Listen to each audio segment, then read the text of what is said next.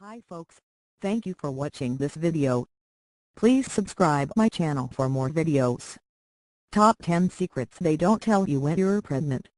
My friend recently revealed her pregnancy and began asking all kinds of questions about what it was like when I was pregnant.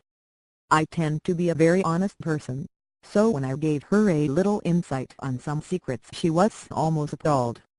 So, here are the top 10 secrets people avoid telling you about pregnancy. 10. Hemorrhoids are a strong possibility. What more can I say? 9. Morning sickness doesn't just happen in the morning. Not each pregnancy yields morning sickness, but if you do happen to be a victim of it, it may come in different forms and at different times. Some women get physically sick, while others like myself for about 5 weeks compare it to the worst hangover you can imagine, all day long. 8. It's okay to exercise. Some silly people think during pregnancy a woman should do nothing, lift nothing and be weighted on hand and foot. Ladies, this is how you gain weight. Now, if you are in a high-risk pregnancy, don't listen to what I am saying. Your doctor will best tell you your needs. However, if you are having a regular pregnancy and you are a healthy woman, don't stop what you are doing. I exercised for 7 months of my pregnancy. I did modify the fitness activities and intensity levels, and there were things I did not do, but lifting, walking, and even running are not unhealthy things to do if you're in good shape already and not high risk. However, always ask your doctor about any concerns you might have. 7. The swab at 36 weeks. People like to omit this fun swab and you get unpleasantly surprised at about 36 weeks when your doctor says you need to have a Group B strep swab. You may think, what's that, and how do you test for it? Well, this very long cotton-ended Q-tip-like instrument is inserted in your rectum. That's how.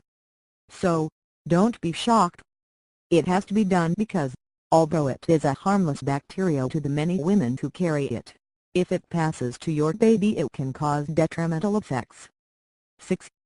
You might get dark hairs on your belly and your nipples get darker. It's all about the hormones.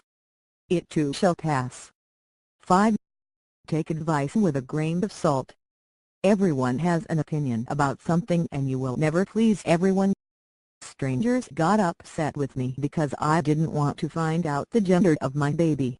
Older family members told me to put honey on the end of a nipple, a huge no-no, and everyone had something to say about names, scheduling and breastfeeding. The most positive advice for you: do what works for you. For your water may not break before contractions start or vice versa. You can't always believe what you see in the movies. It may go that way for you, but understand that it may be quite the opposite for you. My water broke at 4:30 a.m. on a Saturday.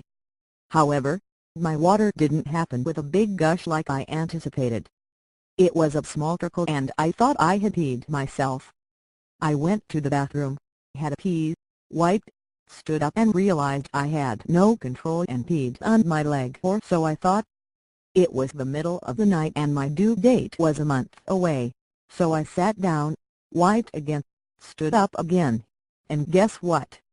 It happened again. So I knew something was happening. Remember, this is Saturday morning. I called the hospital. They told me to come in to test to see if it was amniotic fluid. Sure enough it was, so I was hooked up to the contraction machine. No contractions. So they sent me home and told me to come back at supper time. Supper time came and went. I was hooked to the contraption again, and still no contractions. Back home I went, and waited for the contractions to begin. I was asked to come in at 8 a.m. to be induced, as I was told that 24 hours after your water breaks, if your contractions don't begin, it could cause infection and harm the baby.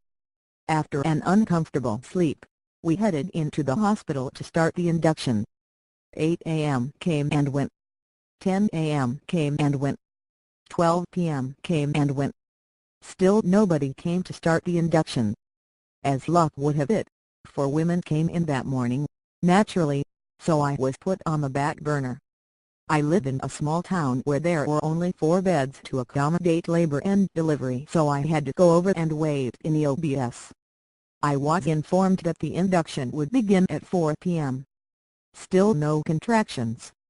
At around 4:30 p.m., a nurse came into my room to inform me that the doctor who was going to do my induction had decided he was going home and was done for the day.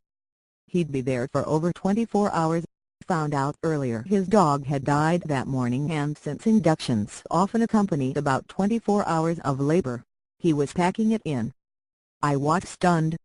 My family doctor, who also delivers babies, came in around 6 p.m., quite upset. She informed me that the choice was really mine, and that if I wanted the induction done she would call him back, and the reason the decision was mine was because my water had broke nearly 40 hours previously and the risk of infection was high. Although I would never do anything to harm my baby, I had a strong instinct to say it was okay. I thought, this man's head is not in it. He's working on no sleep. He lost his dog and will not be the happiest person if he gets called back in to induce my labor. Not knowing what kind of labor and delivery I was going to have, I was actually scared at the thought of him delivering in that state. So, I agreed to wait and be induced the next morning, Monday at 8 a.m. They wanted me to stay in the hospital to monitor my vitals for infection reasons, so I sent my family home and decided to get some sleep. I began to have contractions after midnight, although I had no idea what they were. I felt sick and threw up many times. I called a nurse in to ask for gravel or something to make me feel better, but she gave me nothing. An hour or so later, I called a nurse in again. It was someone new this time, but she, as well, gave me nothing. I couldn't understand it. I was walking around my room trying to fend off the pain, throwing my guts out, and no one would give me anything. Finally, around 5:20 a.m. I called yet another nurse in. I told her my partner would be up by now as he had to work at 6 a.m. at the hospital, so could she please call him as I really needed him with me. 10 minutes later, he was there. I told him that I didn't know what to do with myself, the pain was so bad, and he asked me what the nurses had been doing for me. When I said nothing, he was angry, as he could see that I could barely talk. I was in so much pain. So, he headed to the nurses' station and demanded someone come in and check me out. I hadn't been checked internally because they were ordered not to, because it could risk infection as well. The nurse entered the room and took one look at me and called my doctor. The doctor told her to check me, and when she did she said, "Oh my God. She's 10 centimeters dilated." This was at 5:50 a.m. I wanted some drugs because the pain was intense, but was told it was too late for any drugs. By the time they kicked in, it would be over. So, my parents were called and I was wheeled to labor and delivery. At 6:05 a.m. my parents were there. At 6:10 a.m. my doctor showed up, and in 3 pushes and less than 10 minutes later I delivered my beautiful, healthy daughter. It was a long one, I know. But just know anything can happen in any order. 3. Some women experience pica during pregnancy. This is known as a medical disorder where you crave substances that are not nutritious. One of my girlfriends craved ice cubes. She ate so many that she lost 3 back teeth. Another became obsessed with sniffing markers, and yet another had urges to eat chalk. The pica subsided after giving birth. 2. Sorry ladies. Most gender-related myths are just that. But it's so fun to play around. Although, for me, all fingers pointed to a boy, I had a gorgeous baby girl. My instincts were the only thing that was right on this one. However, I loved trying out the gender prediction chart and other myth pages because they were really fun to play around with. 1. You might not love your baby right away. I gave birth to my daughter 1 month before I was due, and I loved being pregnant. I wasn't prepared mentally to have her yet, and once she was born I didn't have that attachment to her that I thought I would. Because I was so used to this little being moving around inside me, When she was in my arms, it didn't seem like she belonged to me at all.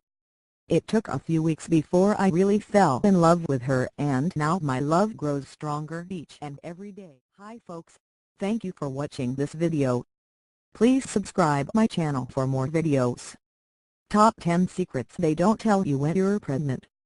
My friend recently revealed her pregnancy and began asking all kinds of questions about what it was like when I was pregnant. I tend to be a very honest person, so when I gave her a little insight on some secrets, she was almost appalled.